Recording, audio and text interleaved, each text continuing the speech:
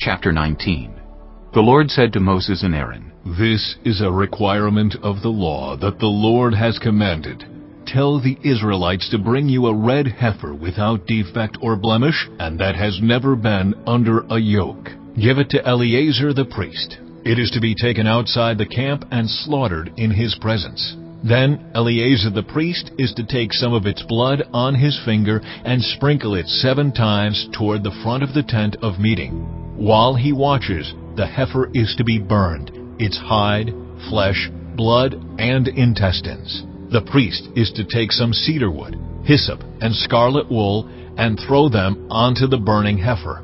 After that, the priest must wash his clothes and bathe himself with water. He may then come into the camp, but he will be ceremonially unclean till evening. The man who burns it must also wash his clothes and bathe with water, and he too will be unclean till evening. A man who is clean shall gather up the ashes of the heifer and put them in a ceremonially clean place outside the camp. They are to be kept by the Israelite community for use in the water of cleansing. It is for purification from sin. The man who gathers up the ashes of the heifer must also wash his clothes, and he too will be unclean till evening. This will be a lasting ordinance both for the Israelites and for the foreigners residing among them. Whoever touches a human corpse will be unclean for 7 days. They must purify themselves with the water on the 3rd day, and on the 7th day, then they will be clean. But if they do not purify themselves on the 3rd and 7th days, they will not be clean.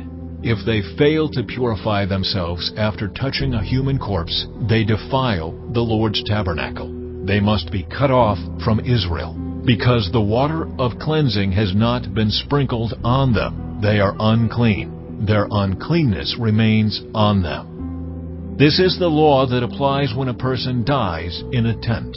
Anyone who enters the tent and anyone who is in it will be unclean for 7 days, and every open container without a lid fastened on it will be unclean. Anyone out in the open who touches someone who has been killed with a sword, or someone who has died a natural death, or anyone who touches a human bone or a grave will be unclean for 7 days.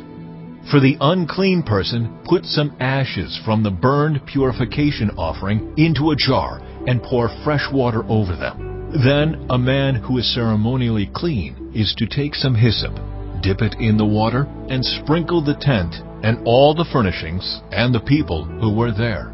He must also sprinkle anyone who has touched a human bone, or a grave, or anyone who has been killed, or anyone who has died a natural death.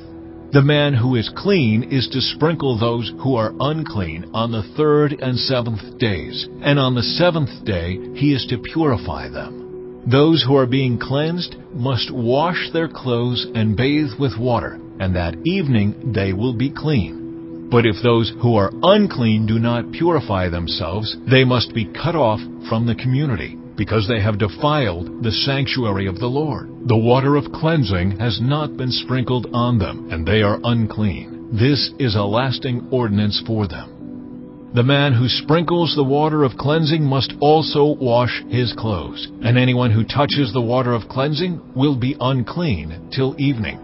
Anything that an unclean person touches becomes unclean, and anyone who touches it becomes unclean till evening.